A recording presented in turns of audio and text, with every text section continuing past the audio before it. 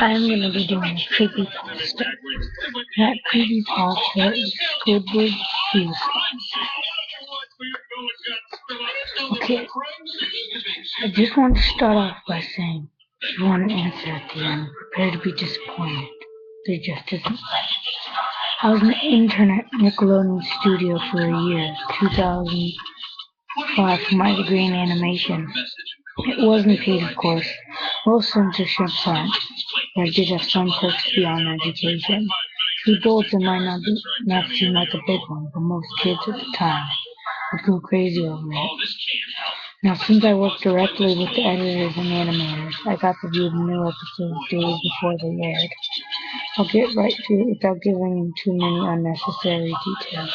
They had very recently made the SpongeBob movie, and the entire staff was somewhat sapped of creativity, so it took them long to start up the season. The delay lasted longer for more exciting reasons. There were problems with Series 4, and we had to set everyone and everything back for several months. Me and two other interns were in the editing room along with the lead animators and sound editors for the final cut. We received a copy that was supposed to be fear of the Krabby Patty and gathered around the screen to watch. Now given that the final, yet animators often put it in mock title screen. Sort of an inside joke for us, but Phony oftentimes leave titles, such as House Work and Says Rockabye, the lead, and SpongeBob and Patrick and Dr. Sea Scout. Nothing particularly funny, but work-related chuckles. So when we saw the title card Squidward Suicide, we didn't think it was more than a morbid joke. One of the interns did a small throat laugh at the happy-go-lucky music plays as normal. The story began with Skipper practicing his clarinet, hitting a few shower notes like normal. We hear SpongeBob laughing outside the school, and Squidward stops yelling at him to keep it down as he has a concert that night and needs to practice. SpongeBob says okay and goes to see Sandy to practice. The bubble splash comes on and we can see the ending of Squidward's concert. This is when things begin to seem off. While playing, a few frames repeat themselves, but the sound doesn't. At the point, the sound is synced up with the animation. Oh yes, that's not common. But when he stops playing, the sound finishes as if the skit never happened. There's slight murmuring in the crowd before they begin to boo him, but normal cartoon booing is normal in the show. You could very clearly hear malice in it. Squidward is in full flame and looks visibly afraid. The shot goes to the crowd with SpongeBob and Sammy face, and he is too booing, very much unlike that. That isn't the oddest thing now.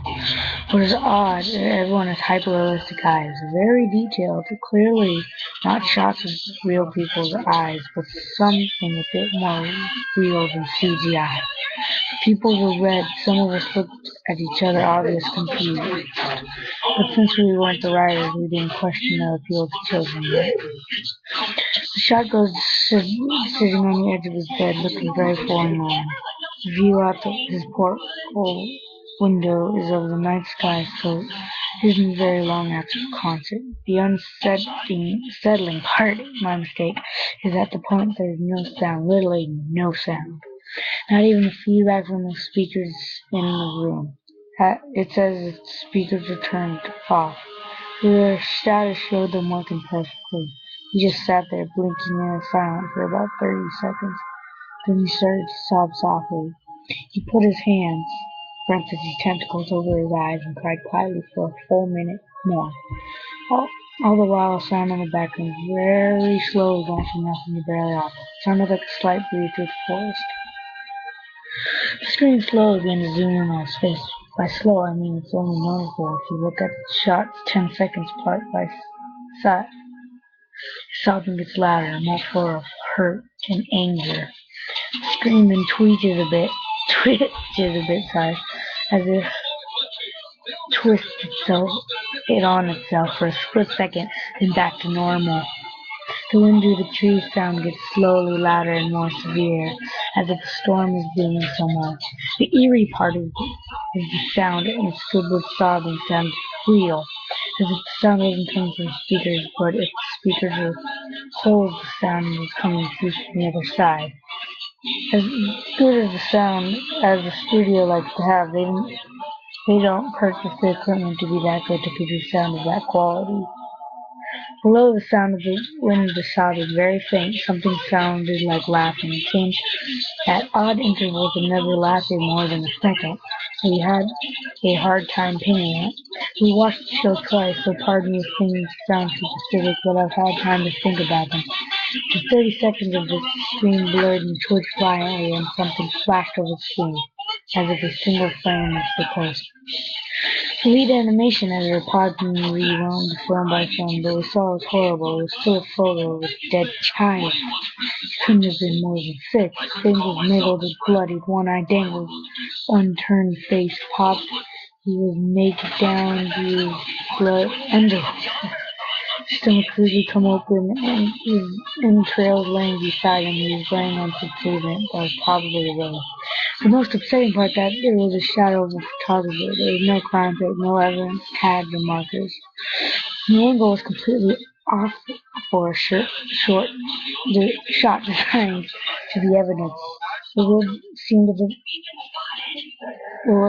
which was the person responsible for the child's death. We were of course mortified, but pressed on, hoping that it was just a sick joke. The screen flipped back to Squidward, still sobbing louder than his face, and half-body and frame there was now a bit of blood running down his face from his eyes. Blood was also down in hyper-realistic style, looking as if you touched it and it'd get blood on your fingers. The wind sounded now as if it had a gale blowing through the forest. There was even snapping sounds of branches and laughing, his deep baritone lasting at longer intervals, becoming more crinkly. After about 20 seconds, the screen again twisted and showed a single frame photo. The editor was reluctant to go back.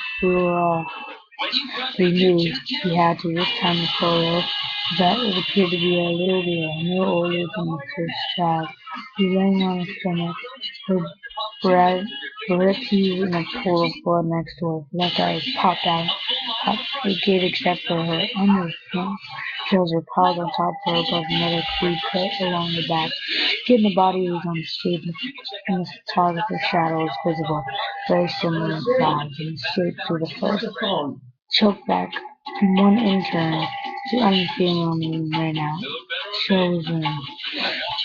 About 5 seconds after this second photo played, squiggling sound, as it did all sound, like it was when the scene started. He put his tentacles down, and his eyes were now done in hyper-realism. The others were in the beginning of the episode. They were bleeding, bloodshot, and pulsating.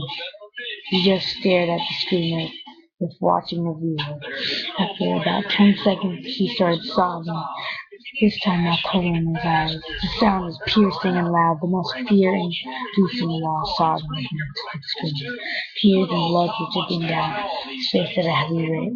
The wind sound came back, and so did the deep voice laughing, and this time still for a last for a good 5 frames. I was able to stop it the fourth and back time. The photo was a boy the same age, but this time the interior was being fell off his stomach, wounded by a large hand. The right hand popped out, and dangling, blood trickled down. The animated procedure was hard to believe, but the next one was different, we couldn't tell. He went on to the next same thing and back first and creepy quicker, and I lost it. I vomited on the floor, animated sound runners gasping at the screen. 5 frames were not as there were 5 different photos. They were played out as their frame from real. We saw the hand slowly lift out of the bed. We saw the kid's eyes focus on it. We saw 2 frames of the kid between in the blink. The lead sound in her told us stop. He had to call on the creator's studio. Mr. Hillenberg arrived at the he was confused as why he called down so it continued the episode.